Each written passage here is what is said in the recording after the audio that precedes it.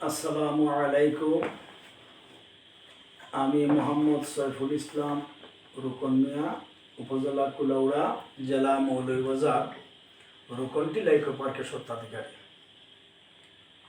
প্রিয় দেশবাসী, আজকে আমি সংবিধানের ৭০ ধারা নিয়ে আলোচনা করব। ৭০ ধারার আলোচনার শুরুতেই আমি একটি কথা বলবো যে সংবিধানের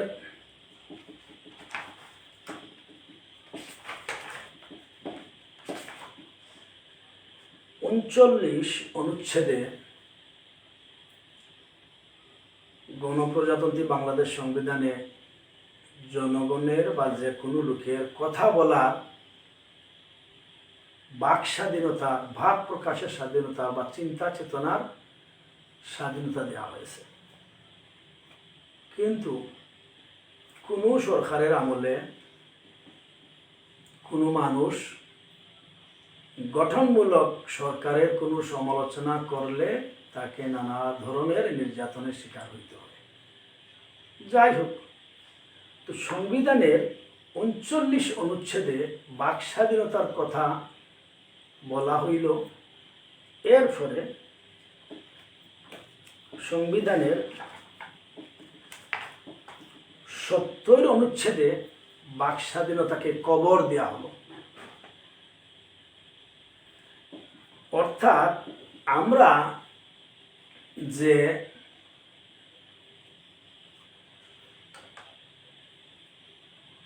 গণতন্ত্রের চর্চা করি এবং গণতন্ত্রের কথা বলি, আমরা যে কোনো জনপ্রতিনিধিকে ভোটের মাধ্যমে আমাদের মত প্রকাশ করি।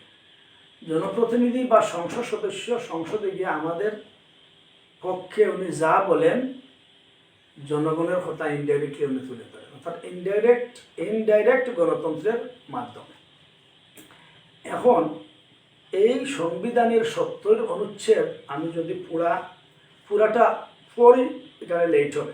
তার সারাংশ শুধু বলছি যে যদি কোনো সংসদ সদস্য কোনো দলের মনোনয়নে নির্বাচিত হওয়ার পরে যদি তার সংসদীয় কমিটি সংসদে কোনো সিদ্ধান্ত নেয় বা কোনো সিদ্ধান্তের পরিপ্রেক্ষিতে যদি এখানে ভোটের ব্যবস্থা থাকে, ওই সংসদ সদস্য যদি ভোট দিতে বিরত থাকে বা তার বিপক্ষে যায়, তার সংসদ সদস্য পদ বাতিল হবে। এখন সংবিধানের প্রারম্ভেই ৩৯-এ বলা হইল যে বাক স্বাধীনতা, আর বাক স্বাধীনতা বলার পরেই ৭০-এ এই বাক স্বাধীনতার কবর রচনা করা হইল যে সংসদের যে কোনো সংসদ সদস্য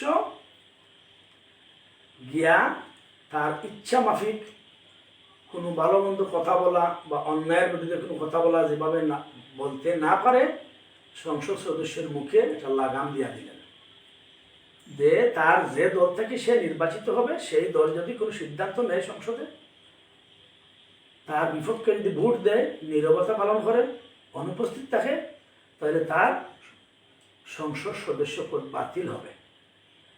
তাহলে এখানে গণতন্ত্রের বাক স্বাধীনতার কবর দেওয়া হলো। এই গণপ্রজাতন্ত্রী বাংলাদেশ সরকারের এই সংবিধানের ৭০-এ এইটা বলা হয় নাই যে কোনো রাজনৈতিক দল যদি অন্যায় কোনো সিদ্ধান্তে উপনীত হয়, তার বিরুদ্ধে যদি কথা বলে, ভোটদানে বিরত থাকে, অনুপস্থিত থাকে, তাহলে তার সংসদ সদস্য পদ বাতিল হবে না। এই কথা কিন্তু নাই। কি বলা হয়েছে?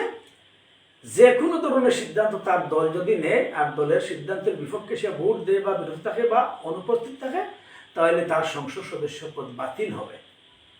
এখন সংসদ সদস্যরা তার পদের ভয়ে, লোভের ভয়ে, দুনিয়ার ভয়ে, তার স্বার্থ হাসিলের উদ্দেশ্যে তার সংসদীয় দলের কমিটির বিপক্ষে যায় না, কোনো কথা বলে না। এখন আমার প্রশ্ন হলো, গণতন্ত্র গণতন্ত্র বলে পাকিস্তানিদের কাছ থেকে গণতন্ত্র ফিরাইয়া আনলেন, ভোটের অধিকার ওরা খর্ব করে ভোটের অধিকার ফিরাইয়া আনলেন। তো ভোটের অধিকার ফিরাইয়া আনা, গণতন্ত্র ফিরাইয়া আনা, সুষম বন্টন, বাক স্বাধীনতা ইত্যাদি নানা ধরনের আউড়ি বুলাইয়া দেশের এত লোককে মুক্তিযুদ্ধে ছেলে দিয়ে আহত নিহত করিয়া স্বাধীনতা অর্জন করলেন। করার পরে এই মুক্তিযুদ্ধ করানেওয়ালা ব্যক্তিদ্বয় সংবিধানে আবার বাক স্বাধীনতা কবর দিলেন। তাহলে আমি যদি বলি যে যারা মুক্তিযুদ্ধের সপক্ষে ছিল এবং যারা মুক্তিযুদ্ধের ডাক দিয়েছিল এবং যারা এত মানুষ মুক্তিযুদ্ধের নামে হত্যা করাইল, এরা প্রহসনী করছে, প্রতারণা করছে, চালাকি করছে, মানুষকে ধোঁকা দিয়া মুক্তিযুদ্ধে ঠেলে দিয়ে এতটি প্রাণ জড়াইছে, কত মানুষ পঙ্গু হয়েছে, আহত হয়েছে।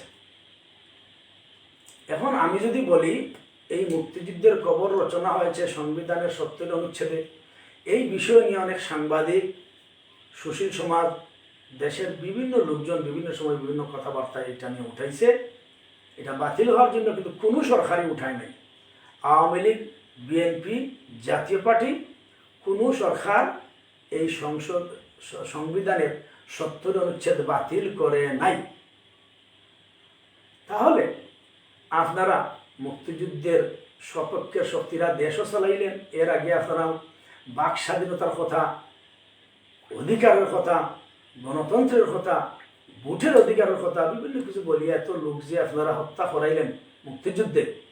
আমি যদি আজকে আপনাদের বিরুদ্ধে এই সংবিধানে আলোকে এই কথাটা বলি যে আপনারা মানুষকে ধোঁকা দিছেন, এবং এই ধোঁকা দেওয়ার পরিপ্রেক্ষিতে যারা মুক্তিযুদ্ধে ডাক দিয়েছে, যারা মুক্তিযুদ্ধ করেছে এবং আপনাদের কোথায় যারা নিহত হয়েছে, আহত হয়েছে, পঙ্গু হয়েছে, আপনাদের বিরুদ্ধে এই নিহত, আহত, পঙ্গু এদের পক্ষে আপনাদের বিরুদ্ধে মামলা করা উচিত। যে আপনারা মুক্তিযুদ্ধ যে সমস্ত বক্তব্য দিয়া, যে সমস্ত আশা দিয়া করাইয়া মানুষকে 30 লাখ মানুষকে আপনারা হত্যা করাইলেন, হত্যা করিয়া আপনারা সংবিধান রচনা করি আওয়ামী লীগ, বিএনপি, জাতীয় পার্টি, 3টা পার্টি আপনারা দেশ চালাইলেন। আর আবার এই সংবিধানের মধ্যে সংবিধানের মধ্যে আপনারা বাক স্বাধীনতা, ভাব প্রকাশের স্বাধীনতা বা সত্য বলতে পারবে না, আমরা পার্টি যা ডিসিশন নেই তা করা হবে। এখন ডিসিশন খারাপ হোক ভালো হোক, তাহলে আপনাদের বিরুদ্ধে মুক্তিযুদ্ধের যারা শহীদ হয়েছে বা নিহত হয়েছে বা মৃত্যুবরণ করেছে তাদের পক্ষে বাদী হয়ে আপনাদের বিরুদ্ধে মামলা করা উচিত। আপনারা 30 লাখ শহীদের, 3 লাখ না 2 লাখ মা বোনের ইজ্জতের, এগুলো সব কিছুর আসামির দায়ে আপনাদেরকে আজকে সরকার কাঠগড়ায় দাঁড় করানো উচিত। আমার এই সংবিধানের বলে বললাম, যদি আমার এই সংবিধানের ব্যাখ্যা ভুল হয় তাহলে আমি আমার কথাটা উল্টো হয়ে নেব, যদি সঠিক হয় তাহলে আপনারা এত সত্য গুলি দিয়া মানুষকে প্ররোচনা করিয়া মুক্তিযুদ্ধে ছেড়ে দিয়া মানুষের প্রাণহানি ঘটাইয়া আপনারা সংবিধানে আবার বাক স্বাধীনতা হরণ করলেন, গণতন্ত্র হরণ করলেন। এটার জন্য কি আপনারা দায়ী নয়? আমি দেশবাসীর কাছে এই সংবিধানের 70 অনুচ্ছেদের বিচারটা তুলে ধরলাম যে আপনারা কোনো গভর্নমেন্টই এই সংবিধানের 70 অনুচ্ছেদ বাতিল করেন নাই। বাতিল যেহেতু করলেন না, তাহলে কোনো সংসদ সদস্য ইচ্ছা করলেও সংসদে আপনারা কোনো অন্যায় ডিসিশন, সিদ্ধান্ত নিলে আপনাদের বিরুদ্ধে তো কথা বলার কোনো সাহসী ওরা রাখবে না। সংসদ সদস্যরা যারা যেভাবে আজকে বিভিন্ন ল এনফোর্সের সিপাহীরা বা কনস্টেবলরা উপরের আদেশ মানতে বাধ্য, ঠিক আপনাদের দলের প্রধানরা যে সিদ্ধান্ত নেবেন এমপিরা তার বিরুদ্ধে ভয়ে কথা বলে না। কিন্তু সিপাহী বা কনস্টেবল তো আর এমপি না। এমপিরা তো কখনো দেশ ও কল্যাণের স্বার্থে যে কোনো ধরনের অন্যায় সিদ্ধান্তের বিরুদ্ধে কথা বলতে তো দেখি নাই। যেমন এর একটা উদাহরণ হলো, সংবিধানের প্রস্তাবনায় আগে ছিল যে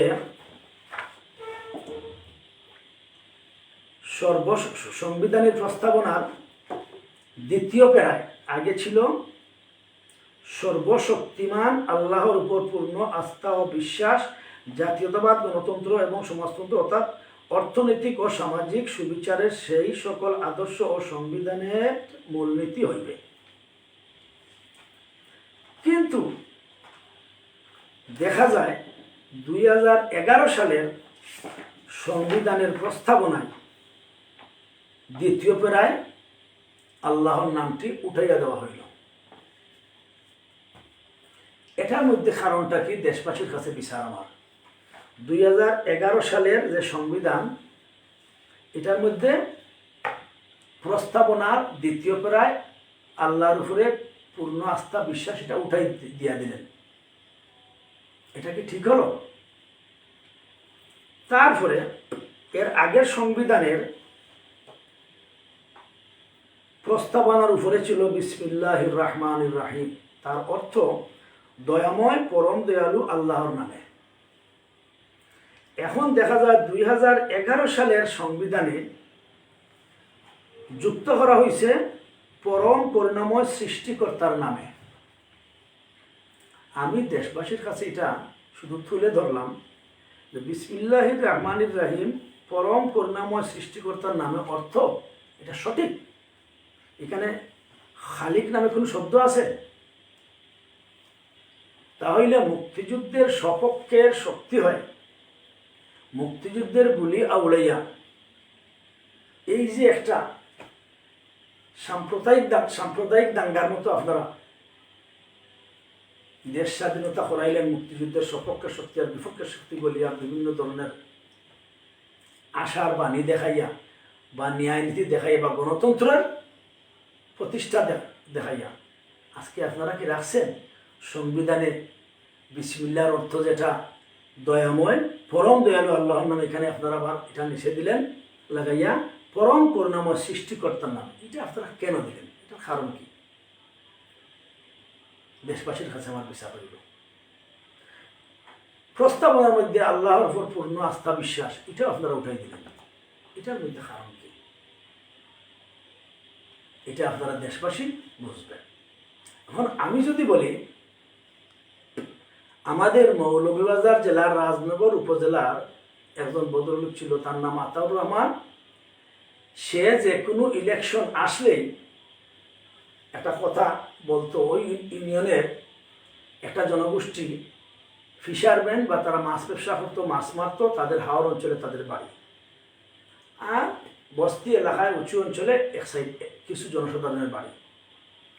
এখন এই আতাউর রহমান চেয়ারম্যান ভোট হওয়ার লক্ষ্যে সে প্রতিবারই একটা সাম্প্রদায়িক দাঙ্গার মতো একটা শব্দ উঠাইতো যে যারা মাছ মারে ফিশারম্যান তাদেরকে ভোট দিও না, ওরা ফিশারম্যান আর আমরা বাঙ্গাল। এই ফিশারম্যান বাঙ্গাল একটা সাম্প্রদায়িক দাঙ্গা সৃষ্টি করিয়া এই ইউনিয়ন পরিষদে সবসময় এটা মারামারি হতো। আমাদের মৌলভীবাজার জেলার মধ্যে ওই রাজনগর সদর ইউনিয়নের সবসময় একটা সাম্প্রদায়িক দাঙ্গা, মাইমাল বাঙ্গাল বা ফিশারম্যান বাঙ্গাল বা ফিশারম্যান বস্তির লোক, এই সাম্প্রদায়িকতা উঠাইয়া সবসময় একটা ঝামেলা বা মারামারি হইত। আজকে সে মারা যাওয়ার পরে এই রাজনগর উপজেলায় সদর ইউনিয়নের ভোট ঠিকই হয় বা এই উপজেলায় ভোটই হয়, কিন্তু এই সাম্প্রদায়িক দাঙ্গা বাজানোর যে শব্দগুলো উঠে গেছে। তো আপনারা যারা মুক্তিযুদ্ধ করেছেন, আমি যদি আজকে বলি যে আপনারা মুক্তিযুদ্ধের সপক্ষের শক্তি আর বিপক্ষের শক্তি, এই দুইটা শব্দ বাংলাদেশে এমনভাবে আপনারা প্রচার দিচ্ছেন, সাম্প্রদায়িক দাঙ্গার মতো বাংলাদেশ এটা ছড়িয়ে দিচ্ছেন। মুক্তিযুদ্ধের সপক্ষ আর বিপক্ষ, এই সপক্ষ আর বিপক্ষের শক্তি, এই দুইটা শব্দ দিয়া সবসময় বাংলাদেশে একটা সাম্প্রদায়িক দাঙ্গার মতো ছয়া দিয়া এটা প্রতিষ্ঠিত করছেন। আমি যদি এই সংবিধানের বিশ্লেষণ মতে বলি যে এই মুক্তিযুদ্ধ শব্দটা আর রাজাকার শব্দটা আইন করিয়া বিলুপ্ত হরক, কারণ এটা একটা বাংলাদেশে বর্তমানে সাম্প্রদায়িক দাঙ্গার মতো হয়ে গেছে। এটা যতদিন থাকবে এই দুইটা শব্দ নিয়ে বাংলাদেশে মারামারি, হাঁটাহাঁটি, হানাহানি চলবে। হ্যাঁ, যদি আপনারা মুক্তিযুদ্ধ যে সমস্ত কথা বলে মুক্তিযুদ্ধ করেছিলেন সেই কথা মতো সংবিধান রচনা করতেন এবং সংবিধানে যা লেখছেন সেই অনুসারে যদি আপনারা দেশ চালাইতেন তাহলে মানিয়ে নেওয়া যায়। যেহেতু আপনারা মুক্তিযুদ্ধের যে সমস্ত অঙ্গীকার ছিল এই অঙ্গীকারগুলো থেকে আপনারা সরে আসছেন, এইভাবে আপনারা দেশ চালাইতে পারেন নাই, ব্যর্থ আজকে 50 বছর যাবৎ, তাহলে এই সাম্প্রদায়িক দাঙ্গার মতো মুক্তিযুদ্ধের সপক্ষে আর বিপক্ষের শক্তি বলিয়া দেশে আর আমরা হানাহানি করতে চাই না। আপনাদের মুক্তিযুদ্ধে যারা করছেন তাদের কথা মতো আমি এই বক্তব্যটা তুলে ধরলাম। যেহেতু আপনারা মুক্তিযুদ্ধের আলোচনা যেগুলো করছেন, যে আশার বাড়ি শুনাইছেন, সেই আশার বাড়ি আসলে প্রতিষ্ঠা করতে পারেন নাই। আপনারা মন গড়াভাবে দেশ চালাইতেছেন, কোনো কিছুর দ্বারে কাছে নাই।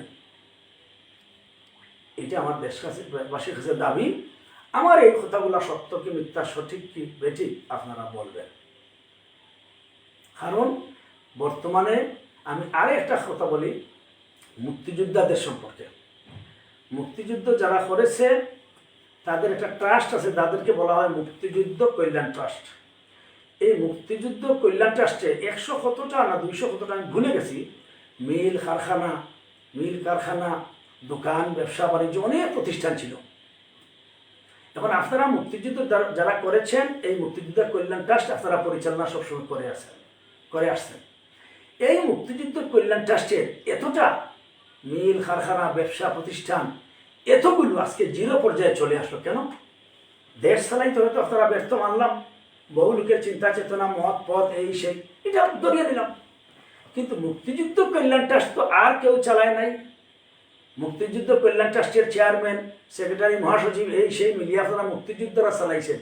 তাইলে আপনারা মুক্তিযুদ্ধ কল্যাণ ট্রাস্টের যে এই এতটা প্রতিষ্ঠান লাভজনক, মিল কারখানা, ব্যবসা সহ অনেক দোকানপাট সহ অনেক কিছু ছিল, আজকে এটা প্রায় জিরো পর্যায়ে নেমে আসলো কেন? আপনাদের পরিচালনার যোগ্যতা ও দক্ষতার অভাব। আমি আজকের বাংলাদেশ সরকার যারা পরিচালনা করতেছেন তাদের কাছে আমি আহ্বান জানাইব এবং দেশবাসীর কাছে আহ্বান জানাইব, আপনারা আমার এই মেসেজটি শেয়ারের মাধ্যমে এবং আপনারাও মতামত দেন। মুক্তিযুদ্ধ কল্যাণ ট্রাস্ট দেশ স্বাধীন হওয়ার পর থেকে অদ্যাবধি যারা পরিচালনা করেছে সবার বিরুদ্ধে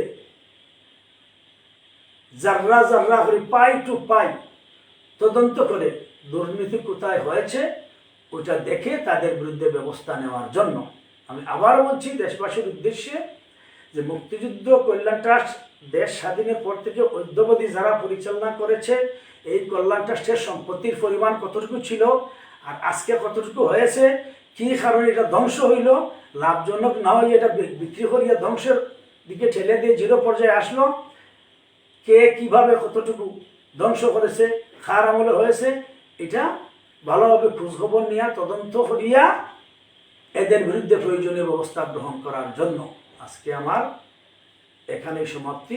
পরবর্তীতে কোনো বিষয় নিয়ে আবার দেখা হবে। আসসালামু আলাইকুম।